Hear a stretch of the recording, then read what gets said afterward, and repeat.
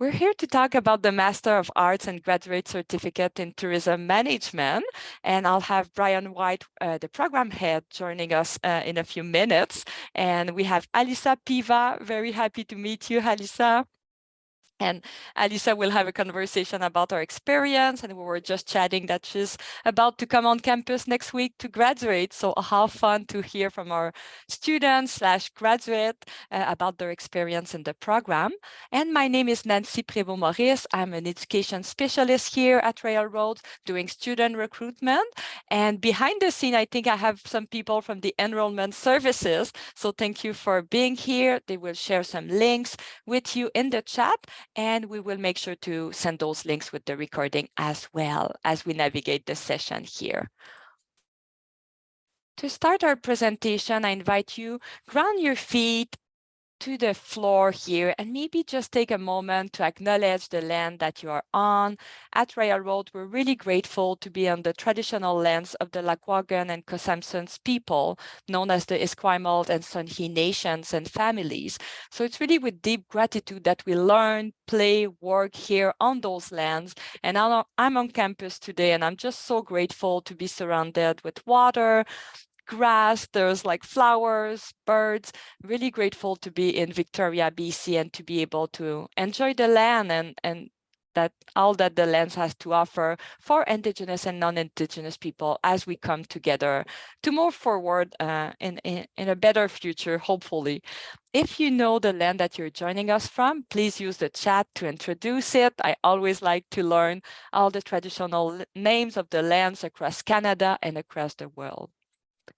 And what is the plan for today? Thank you for the people that are introducing themselves. I see the chat here, perfect. So the agenda for today, I'll do a brief overview of Railroad University. We'll hear from Alyssa, from her experience. So if you have any question in mind, I know some people share question in advance, so I'll make sure to ask Alyssa a few questions. We'll go over the program requirement, like what is the MATM, we like to call it that acronym, to use that acronym. What is the program about? When are the intakes? What you need to know about the program. We will review the admission requirement at the end of the session. And of course, we welcome your question throughout the presentation. And here, why explore Railroad? So I guess if you are in the room today, in the Zoom room, you're asking yourself if you want to go back to school. Maybe you're at college and you want to transition to a master's degree. Maybe you have been out of school for a few years and you're thinking of going back to school. So everyone is welcome here. And I'll just tell you a few bullet points of why Railroad. We see life as a qualification. So we were open in 1995 with the purpose of doing things differently. I'm sure that Alyssa will be able to talk about it, but really here, what you have done before, where you are in your life, and what you want to do in the future really matters. So it's kind of a holistic approach, and we do our admission that way. I'll make sure to touch on this later in the session. Prof, we know your name. So at Railroad, we're quite a small institution, so people will get to know you really well.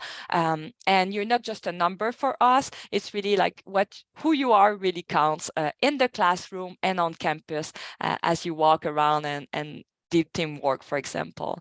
Learning based on life. So again, when we will talk about admission, like really what you have accomplished on the academic level, volunteering aspect, education, work. So we really see everything you have accomplished to help you move to your kind of next step level in your career, for example. And really what you learn outside the classroom can be brought into the classroom to discuss. So I like to say that it's really theory and practice coming together into the program. So what you experience, for example, at work, you can connect with your cohort and talk with people to find more and solve those kind of real life challenges.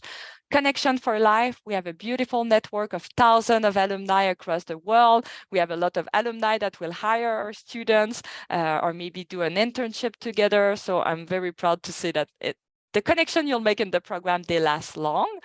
And the last bullet here is we were built differently. So in 1995, when we started Railroads, it was really to do learning and teaching online. So it's not something we had to pivot over COVID. It's really something we do for 25 plus years, and we are for working professionals. So most likely you can work and study at the same time. Some people decide to just study or work part-time. There's so many options, but you don't have to pause your life fully to do our programs here at Railroads, and we'll hear about it as well.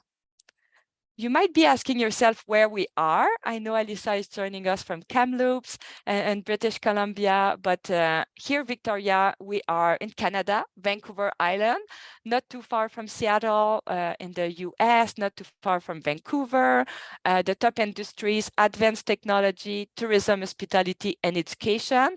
So a lot of job opportunities, career opportunities in tourism and hospitality. This is my background as well, so I'm very passionate about talking about the topic of today.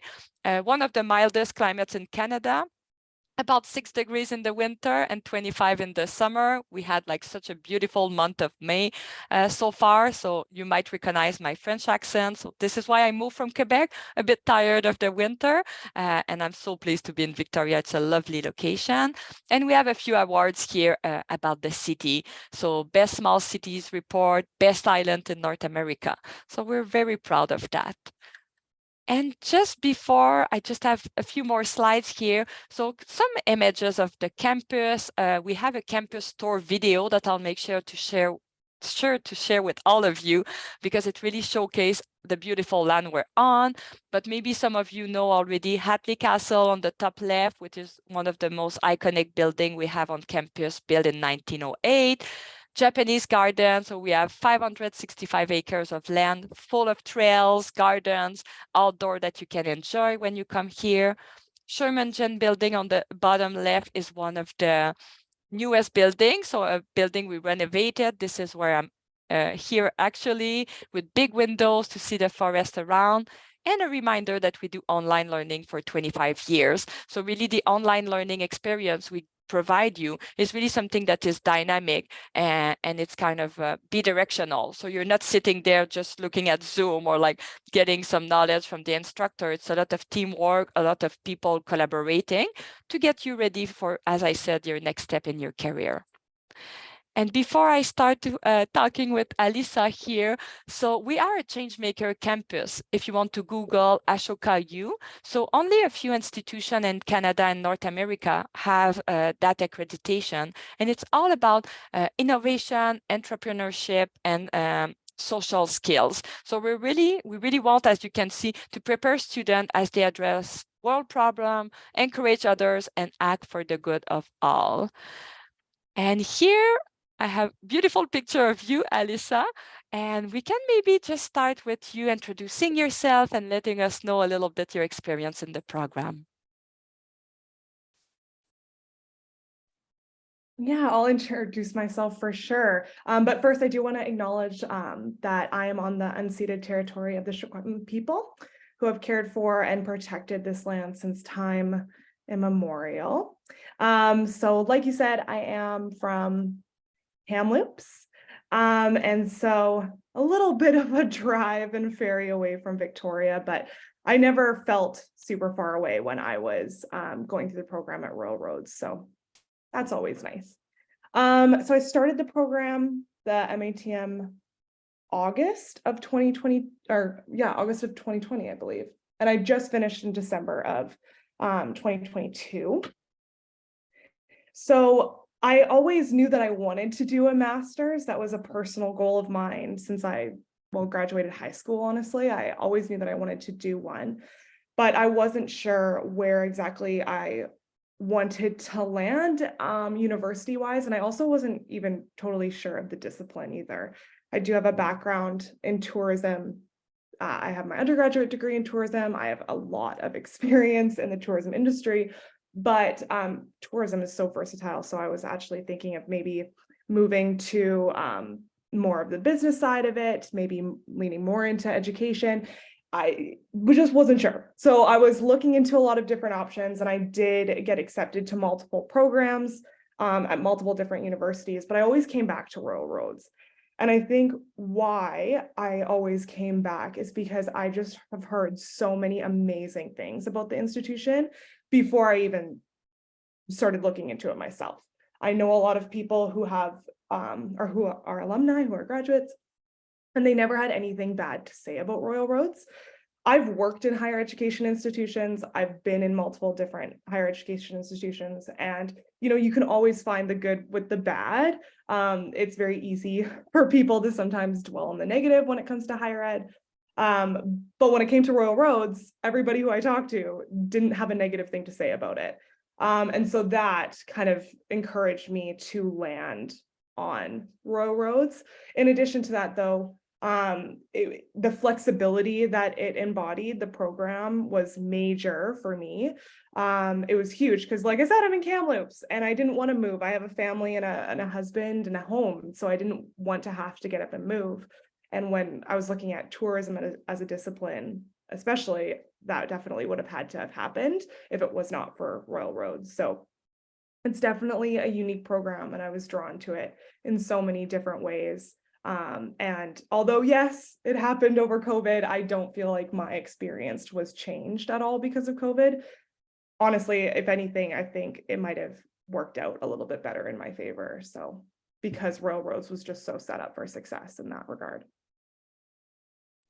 Oh, that's fantastic. And I see many people in the Zoom room from the industry. So you said you had background already in tourism and management. So what was one of your main factor of you were like, oh, I should get a master? Like, how did you see that playing in your career? Yeah, well, aside from it being a personal goal of mine, Yeah. I managed a winery here in Kamloops for a few years before deciding to go back to school. The main thing that I loved about the winery was I had the opportunity to not only train and educate my team, but also train and educate the people who would come in and taste our wine. And so I really loved the speaking and the education part of it. And so I knew that I wanted to pivot into higher ed and teach. And I had a couple sessional opportunities at TRU, Thompson Rivers University, to teach at their program, in their tourism program. And I knew that I wanted to learn more about the discipline. I've had, by the time now it's well over, but by the time I started thinking about a master's, I had over a decade of experience in the tourism industry, but there was just more that I wanted to discover. And I am definitely a lifelong learner. That's something that's really important to me, to keep on learning. And like I said, it was a personal goal of mine. So I was just really encouraged by my mentors and by my peers to start a master's program. And I'm very happy that I did. That's great. And we're getting already questions. So the master we have is on campus. So did you come on campus to do it? I was remote. So I was meant to do the blended option, I believe it's called. However, because of COVID, I literally started in 2020. So It took you a bit of time here. I get it. yeah. So because of COVID, I wasn't able to do the on-campus part of the blended. So I consider myself a completely remote online student, because that's what it ended up being.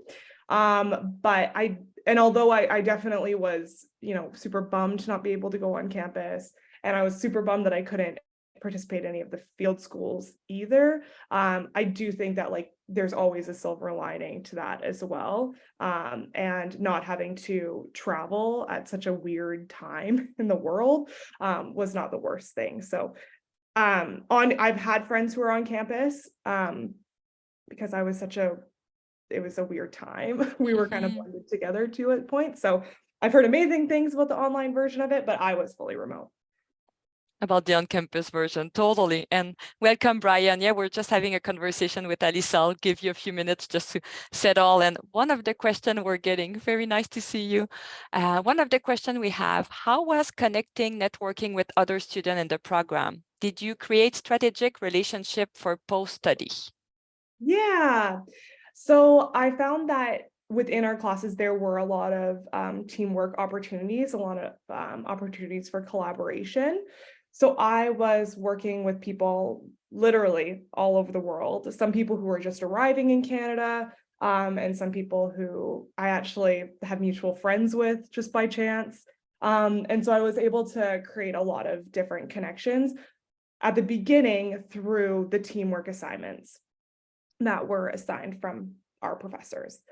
From there, there were a lot of people who I really aligned with and felt really confident in and wanted to build like friendships ultimately with them. And so when some of them were in the Lower Mainland, and so when I would go down to Vancouver, I'd reach out and we'd grab coffee and chat about their position in the industry. When I was in Victoria last year, I met up with a few people as well. And so even though I was remote and online, I still felt very connected with the community, and even just following different people on Instagram. And actually, I saw one of my classmates when I was at the Fairmont the other day in Vancouver. So you run into these people and you create these connections. And I do believe that if I was ever needing some support within my professional career and they were able to assist me, I feel confident that they would. Does that answer the question? Cool. I think so. And I believe you work with Brian, that is here, program head. You said that, did you have any connection about your homework or one of the class with Brian? Yes, I took a class with Brian, and he also supported me through my thesis as well in a few different ways. So he's the best. Oh, shucks. Yeah, a lot of knowledge to share. So, which all of the professors that I've come in contact with, they are very knowledgeable people. Fantastic. Can you let us know about that thesis and what you did around that project? Yeah. Yeah, so my thesis was definitely the hardest part of my master's. I thought ignorantly, I was like, oh, I'm a straight A student. Like, this is going to be a breeze. There's going to be no problem doing the thesis completion. And it wasn't necessarily like that. It was a very, very challenging completion, which most people would assume. I think I just went into it a little overconfident. But I will say my thesis advisor, Rebecca Wilson-Ma, was outstanding. She was a phenomenal advisor. She was extremely patient with me, which was definitely necessary, and very generous with sharing all of her knowledge of the subject and really committed. And she really allowed me to take the lead, though was definitely there to hold my hand throughout this process. I had done a thesis, like a baby thesis in my undergrad, but I did not know what I was getting myself into. And through her support, I just felt like I was really able to succeed even while I was struggling the most.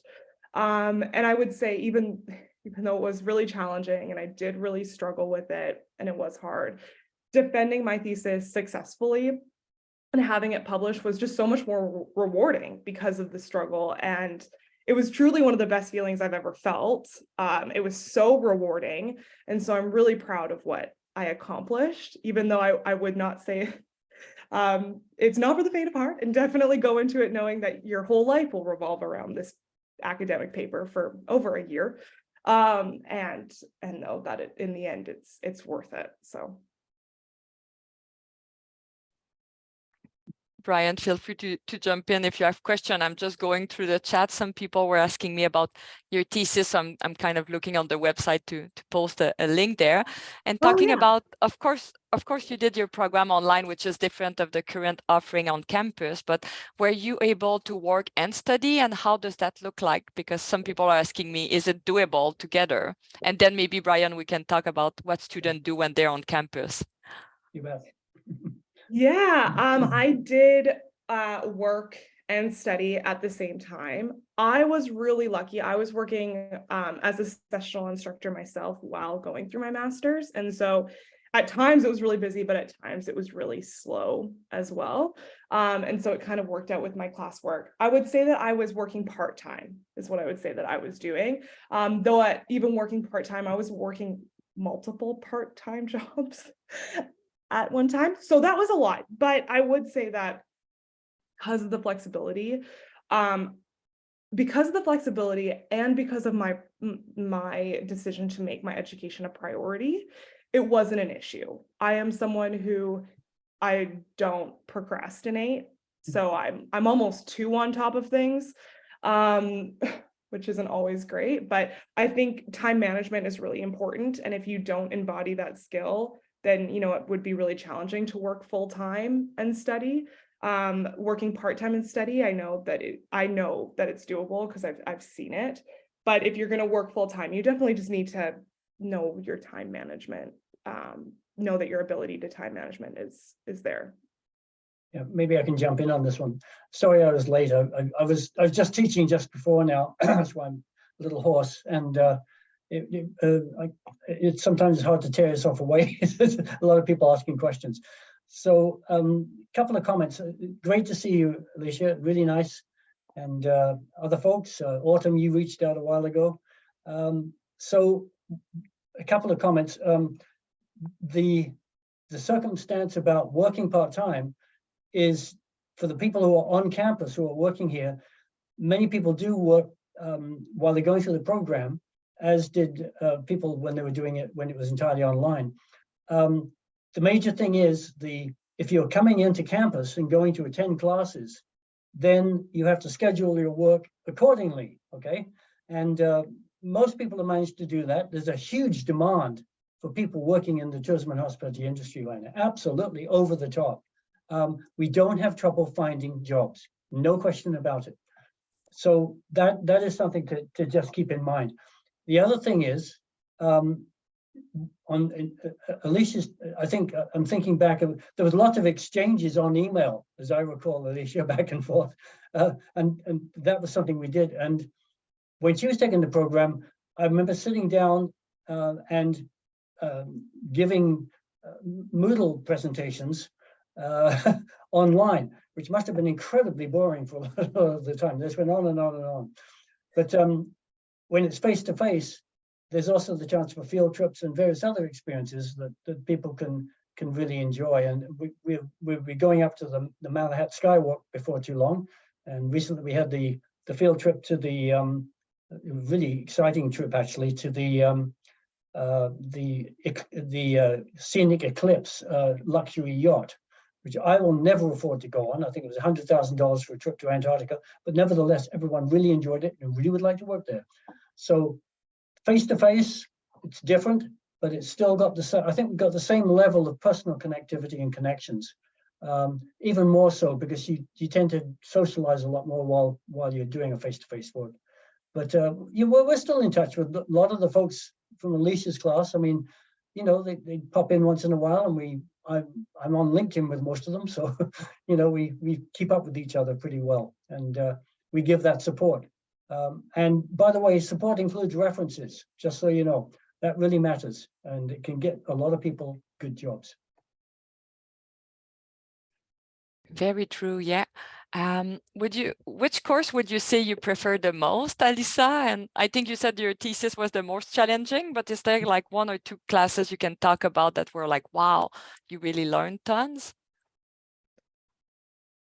That's a great question. I would have to say the most transformational experience was my thesis. And I really, really enjoyed that one. I did take a couple electives outside of the tourism department as well, those were interesting and great as well. But I think when you're asking my favorite, it would be my thesis, though it definitely was by far the most challenging. But I think that was also why it was my favorite. Yeah. Just see if people have more questions here. I will say, like, one thing that I did miss out on is the field trips and the field schools. So that was like we couldn't have made it work. I mean, it was COVID. It was what it was. But if you ever have the opportunity to do that, I could only imagine the impact. So cool.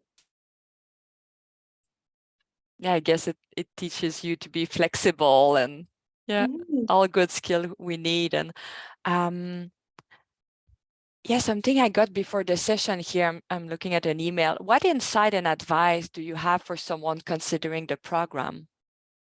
Yeah, I think I have a few. Definitely apply for the scholarships. I was lucky enough to receive the BC Graduate Scholarship, and it helped a lot with the funding of my master's, of course, but also it was just so validating that I was like on the right track and doing the right thing, and that other people saw that too. So definitely apply for scholarships, and do your research. So for me, it's probably not surprising, I looked into so many different programs before I settled on Royal Roads. I asked so many different Royal Road graduates and other graduates at other institutions what their experience was like. And I did that because I really wasn't totally sure of which direction I wanted to go in. But I'm really glad that I did it because I have no regrets. Obviously, I had a very positive experience at Royal Roads and would do it all over again the exact same way. But it's just nice to know that I don't regret anything and I made the right choice. And that was, I think, partially due to me doing all this research beforehand. I would also encourage people to consider all the different completion options. I'm definitely very happy that I did the thesis, though it's very hard. Like it's really hard, or at least it was for me. So if it's not something that you're really excited about and really committed to, I wouldn't choose that option if it were me. So definitely just consider all the options, because there are so many, which is another reason why this program is so great.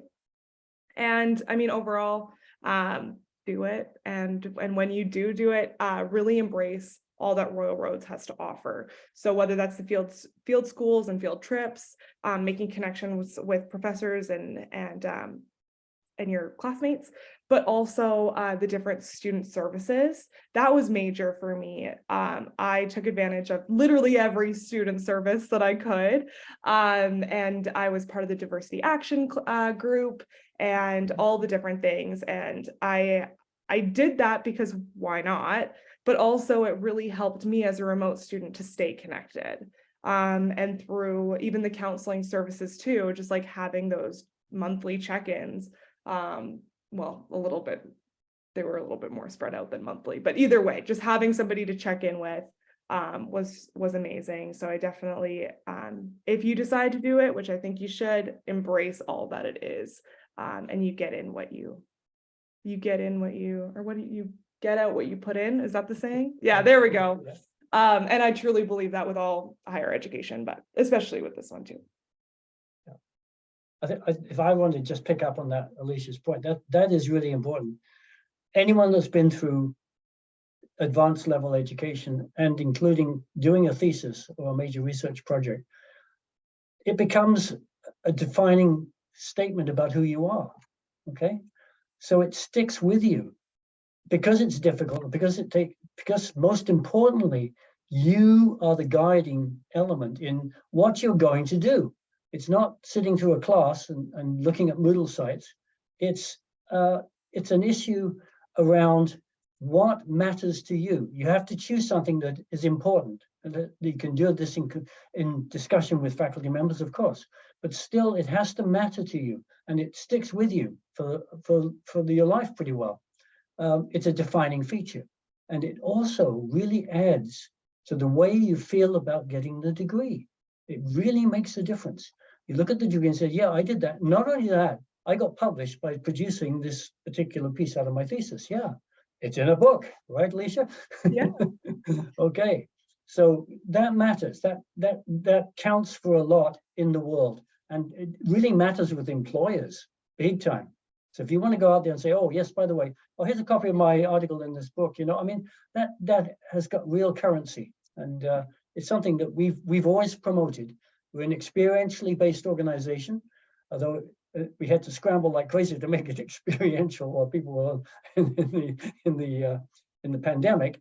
But nevertheless, that's really a key focus: is make it work, make it memorable, make the experience happy and worthwhile, and challenging, of course, absolutely challenging. But you got support. You got people who are going to support, just like Rebecca supported Alicia. We all do the same thing. Right now, I've got 9 different people I'm supervising at the doctoral level and at the master's level, and I think that gives me a sense of achievement as well, a really important sense of achievement, because of the fact I'm seeing people move along and get on and get their goals and their goals met. 9, that's a lot. Well, Good yeah. for you. Well, I might have to drop back on this. I'm getting old, you know, but there we go. Yeah, the thesis completion was definitely a challenge, but it was so worth it. And I would, if you're up for it, I would definitely recommend it. Great. And we'll review the completion option in just a few moments. And to answer some questions from the chat, someone was talking about, do we have exams during the program?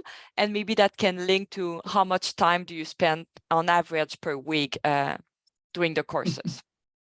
Exams? Huh? What's that? No. No, we don't. Simple answer. We have lots of different types of assignments, however, and group assignments as well as individual assignments. I can't decide whether it's easier to do it when you're in a group online or if you're in a group face-to-face. Either way, you have to learn this because it's a critical leadership capacity skill when you get out in the real world. So individual and group assignments, yeah, you've got to be able to pull that together. And because now we've been dealing with Chat GPT as being an issue around here, but I think we've dealt with it fairly well. I think we're finding that we're getting a balance where students are able to use it for the group projects and things like that, but are clear on the deficiencies and elements of Chat GPT which don't work well. Like, for example, mathematics and things like that, where it doesn't work at all. So related to those kind of team assignment or just personal assignment, how long would you say, how many hours would you say per week, Alyssa? I know that on average, we say for Railroads program, graduate program, it's about 10, 15 hours a week. And then of course, when you're on campus or if you have like some crunch time, it can go up to 20. What would you say was your experience? I'm trying to remember. If I'm remembering correctly, I think it was 16 hours a week that I would spend. Sometimes it would be a little less, sometimes it would be a lot more, a lot more when I was like peak thesis time. But yeah, I would say on average 16 hours. If that was a while ago though, but I'm pretty confident in that number. So being a student myself, what we do normally is we kind of work around our schedule, right? A few nights and then a few weekends, and then you make it work. Exactly. What would be the expected time per week you will spend on campus? Oh, we can talk about it, yeah, if there's no blended. Yeah, we can review that. Most of the questions are for the on-campus, so maybe, Brian, if you want to have a look at the chat, and then as we go through the slides, we can review this. I don't see any other question here. I don't want to take too much of your time, Alyssa, too. I know we have a few slides to do on our end. Anything like kind of final word of wisdom you want to give people watching the webinar and being like, oh, you know what? I think it's the program I want to do. Yeah, I would just say my experience was extremely positive. I have really nothing bad to say, but definitely do your research before you sign up for anything. And if you feel called to do it, I definitely would. I'm also, you know, if you ever want to reach out to me, I'm happy to support too, if you have further questions. So feel free to connect with me.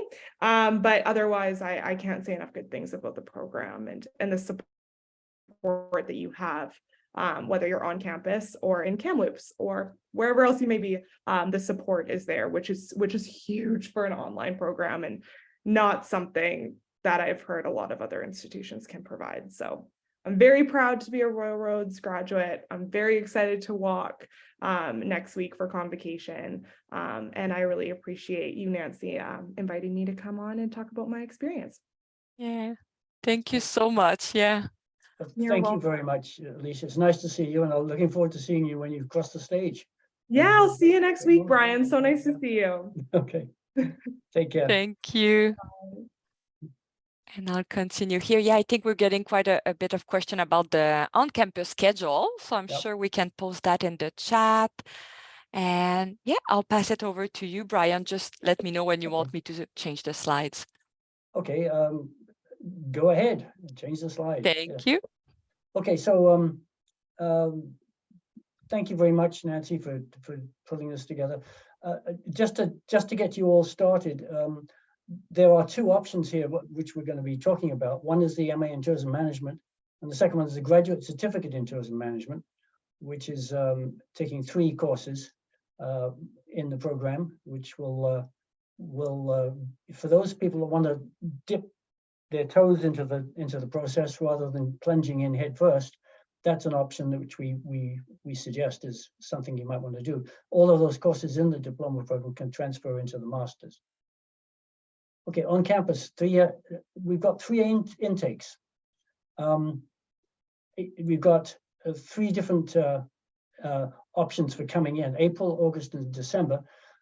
You can finish in 18 to 20 months, depending on what particular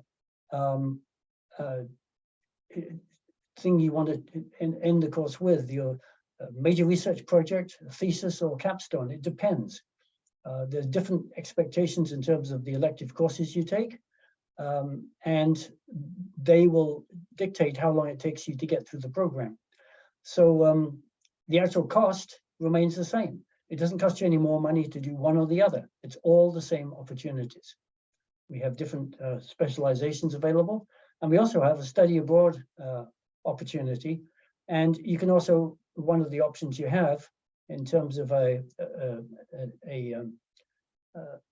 in terms of a specialization is a internship as well.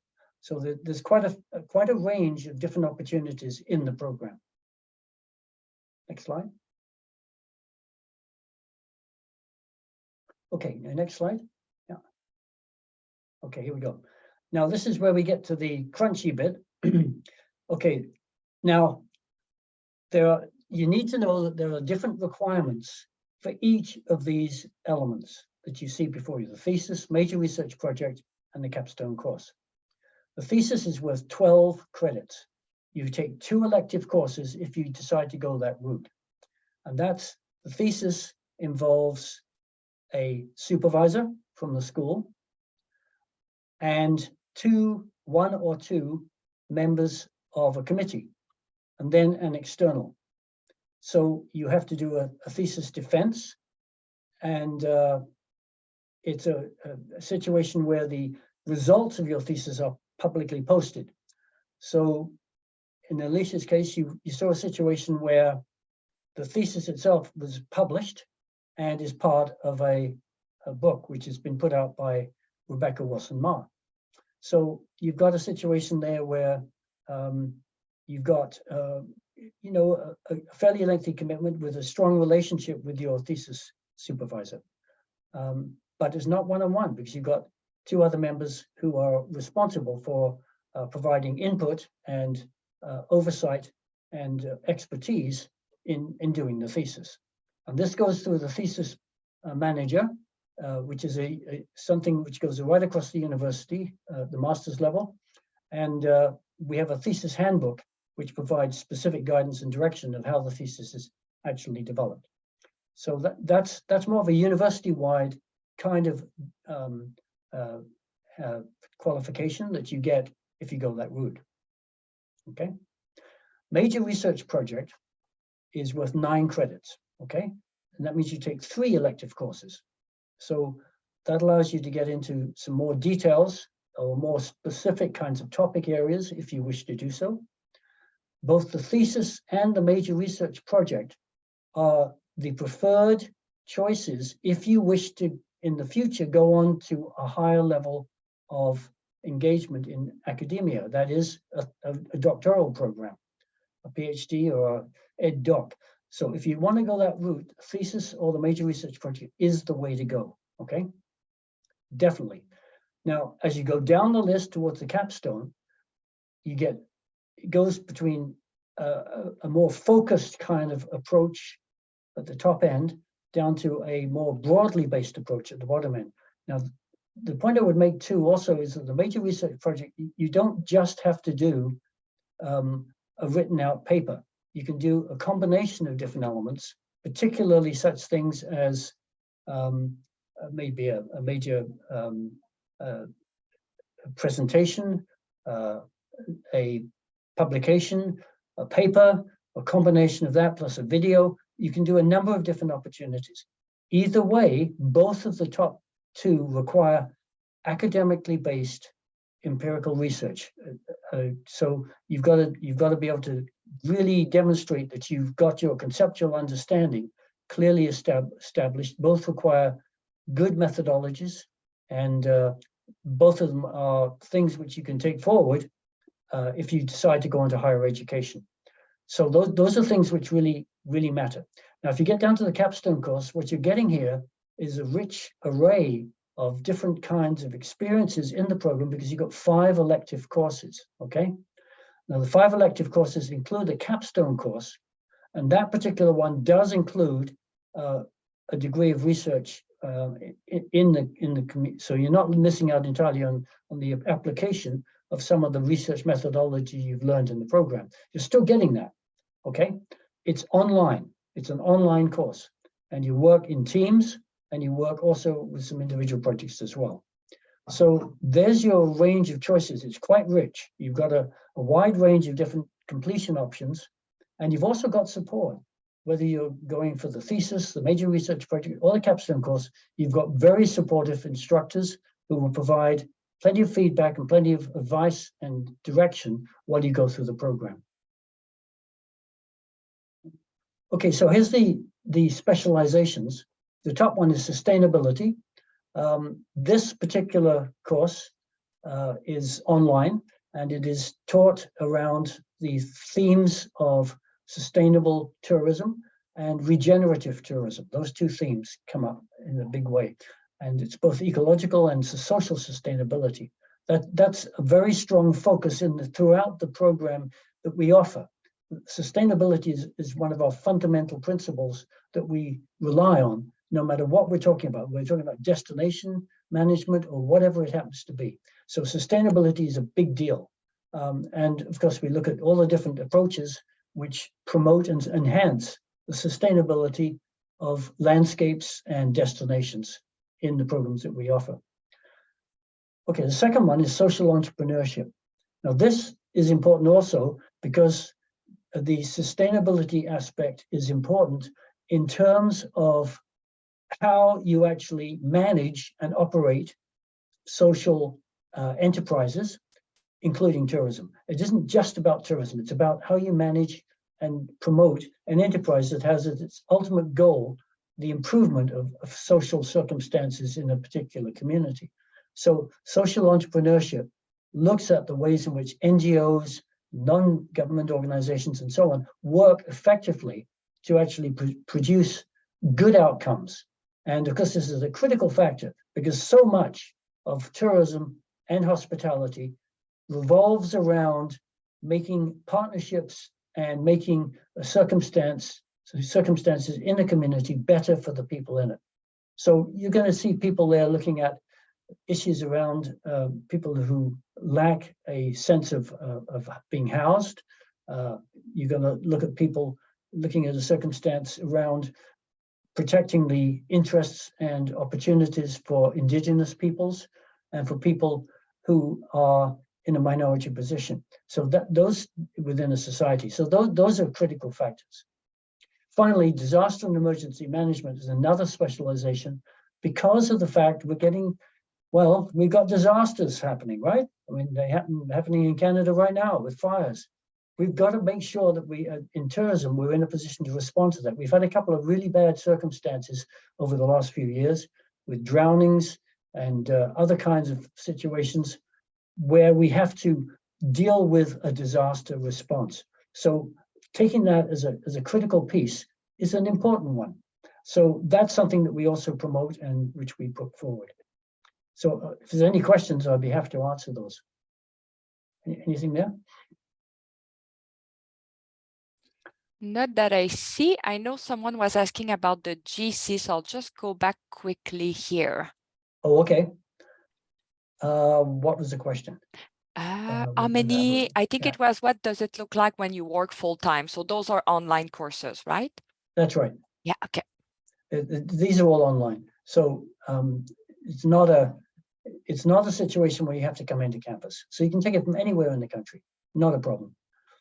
And as you can see, the graduate certificate ladders into the Masters of Arts big time, and into the other programs as well, business, MBA, and Masters of Interdisciplinary Studies as well. So you can see is it online or on campus. Most of the time you can take it online. I believe that's the case at the moment, and I think that'll continue. Perfect. Okay. I'm just looking if that answered the question here. And how much time per week will be, I believe what Alyssa said, what we say an average of 10, 15 hours per week of work. Yeah. That's right. Yeah. Perfect. And I think the next slide, we just wanted to say how the industry is doing. And I know, Brian, you're always in touch with them, but we know that the industry was something that was touched for sure over the... I had to do a thing for the Globe and Mail, actually, just a couple of days ago. Wow, okay. Unfortunately, they used their grammar check thing, and it came up.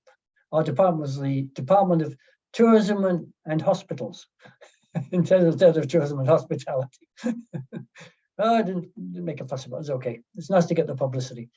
Okay, I did an analysis of current trends for the article, and what we're looking at is a good recovery.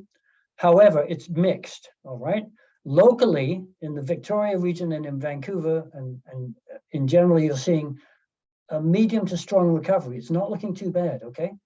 What you're seeing, however, is a bit better than last year, because last year we had a bounce back after we saw the pandemic retreat a bit.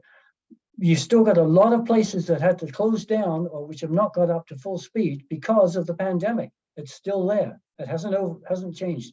However, the DMOs and the tourism operators, the tourism businesses, and a lot of hospitality operations, hotels in particular, are doing very well. Certainly in Victoria they are.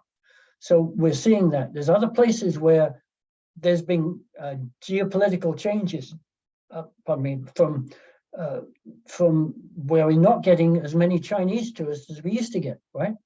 What we are getting is other types of trips coming in. You're getting a big expansion again of the cruise ships coming into Victoria, and international travel depends on what the price point is for a lot of the international trips.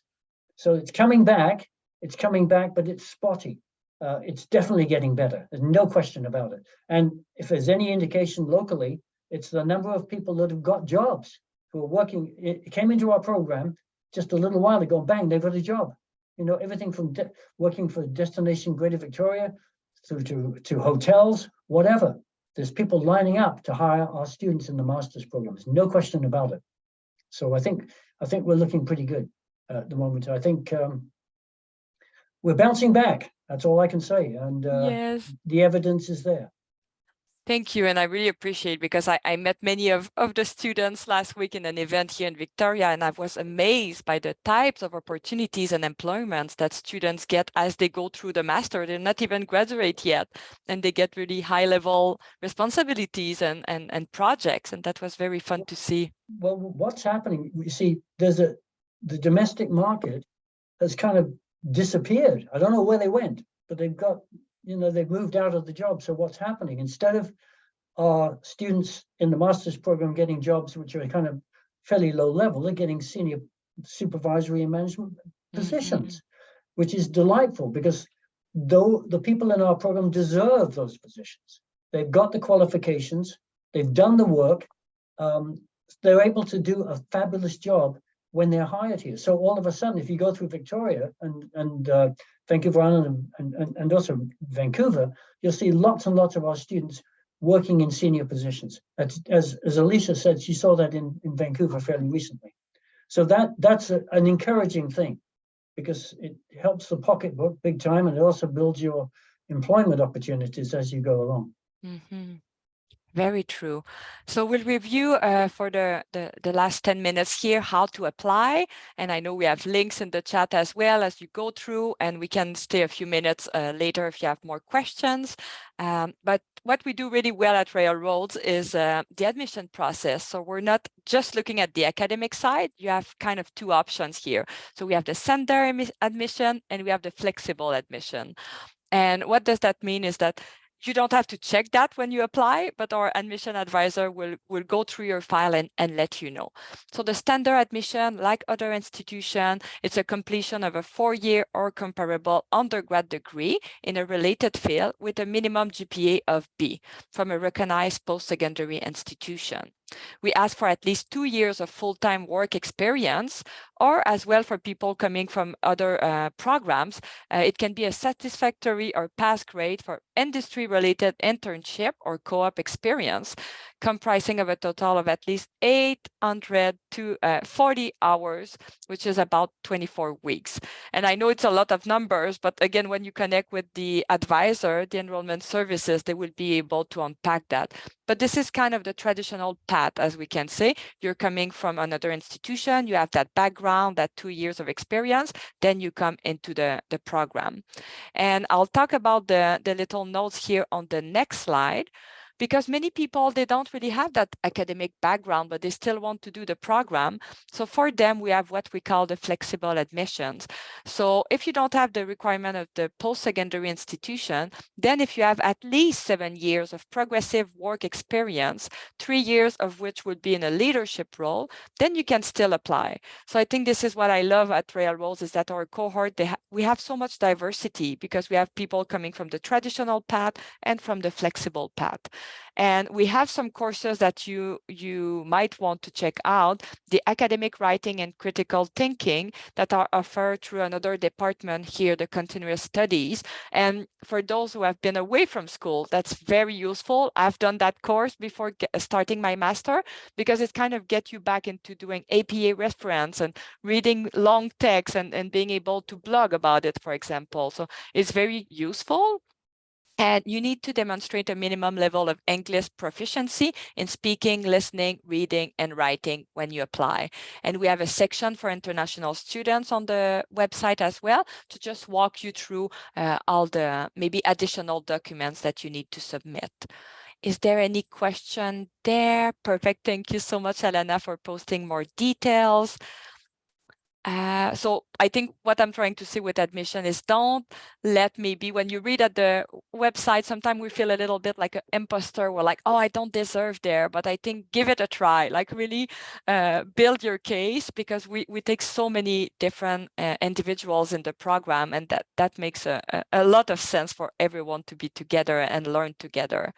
And if you want to apply, then you go to the website, you click on the apply at the top there. You will pay a fee of $131.39. It's in Canadian dollars. And then you will start submitting your documents. So you will get an email saying you have applied. Here is your application number, and then you will be able to upload your documents. We ask for a transcript of all post-secondary institution you have attended, detailed resume. So really take the time to build your resume, really making sure that you put all your work, education, and volunteering experiences on it. Personal statement, for me, that was one of my favorite documents to do. So you really sit and try to kind of think of what you have accomplished in the past, where you are now, and where you want to go. So you need to kind of tell us your why and your story. And if, for example, when you attended university a few years ago or colleges, and some of the grades are not that good, you can let us know in the personal statement the why. So we're really trying to focus on the individual, your story, and how if you're a good fit for the program. And if so, we want to set you up for success. And letters of reference, I think someone asked in the chat, we like to have one academic, one professional. We know that it's not always the case, but really aim for those two. And if you can have an academic and professional, then you can do 2 professional letters. And again, I really encourage you to look at the steps on the website, because they give you some guidelines as well, how to write this personal statement, what to ask your referees to write into those statements. And another tips is, write your personal statement, then send it to your referees so they can kind of write a letter knowing why you want to come to Railroads. And the upcoming intake, so we have one coming up in August, so the deadline is passed. I know there's a few people in the session that are in that what we call apply state, so you're just in need to submit more documents, so please continue if your application is already in. If you're just new to the session and to the program, you can still apply today and get into maybe the December intake or the April intake. So I like to call it almost a rolling admission for this program because we have so many intakes per year that you can start your application today, and depending on how long it will be to access all your documents and analyze everything, you will most likely get into the next intake or the next one. And we don't have any intake coming up online for now, but if the program at some point have an online offering, we will make sure to tell everyone. But I think the grad certificate is a very good option for people who wants to do the online learning and see how you feel getting back to school. So you can do grad certificate. It's still like getting you that taste of the program, and then you can decide to do the full master or move to another master at Railroads. Services available to you. I love that Alyssa talked about all the student services option we have for students, but for you as a prospect for now, you can still connect with the financial aid and award team. There's always internal and external grants and loans you can get, and enrollment services. So my colleague Alana in the chat here in the Zoom room with us, she's one of the amazing team member there, so they can connect with you by phone, by Zoom. They can connect you to with a student to learn more. And the email to reach them is learn.more@railroads.ca. And I'm just coming at the end of the presentation with a beautiful picture of a peacock. We have so many peacocks on campus. I hope you can come and see them. And I think, do you have any last word, Brian? I'll just look in the chat and maybe I'll stop the recording and we can just answer some last questions here. Thanks very much, Nancy. The thing about coming to Royal Roads is once you're here, you're part of a community, right? Which goes on and on. Partly because everyone's connected through LinkedIn and social media of one sort and another. But it just tends to stick around. I've been here 15 years, right? So I look back and just seeing the way in which our graduates have moved up into really significant and important situations. It makes me feel like we've had an effect on the future of tourism, certainly provincially, but also internationally. We've got people all over the world now in hospitality and tourism positions who have done well and have continued on. We've had a number of people go through doctoral programs as well. So that's a very exciting element. So it has to do not so much with just your career path. It's the idea of making sure that you've got something there which you can feel really proud of beyond just a career. It's something which allows you a lot of options because there's a lot of chance for creativity here. And I think the creative part of this is one thing that I really appreciate more than anything. It's just a creative place to be. Royal Roads is creative. It gives you the chance to boost yourself up and go to the next level. The other thing is, sometimes we end up in a situation where you're worried about people who are, they're brilliant and they know they're really good at what they're doing, but there's fear of flying. And we have support here to get you past the fear of flying. I certainly had it when I went back years later to get my PhD. And I was scared, okay? And it's a normal thing that everyone has to go through. So you've got the support, you've got the peer group support, and also the support from our staff and faculty. And I would just want to say something else about the staff here. The staff here are fantastic. They're the people you deal with, you talk to all the time. They are on side. They believe in what you're trying to do, and they're there to give you the support. And I really, really, really appreciate that. That's a big deal in a university that has a lot of online connectivity, and which is one of the pioneers in online learning. So that's something I would just want to point out. You've got faculty and staff, and most importantly, you learn a lot from the other students as well. That's really critical. You learn a lot from your peers, and they become friends for life. Very well said. Thank you for those words of wisdom, Brian. Thank you for being here. Thank you, Alyssa, for joining us. And we'll send the recording to everyone shortly. Thank you so much. Okay, thank you. Bye-bye.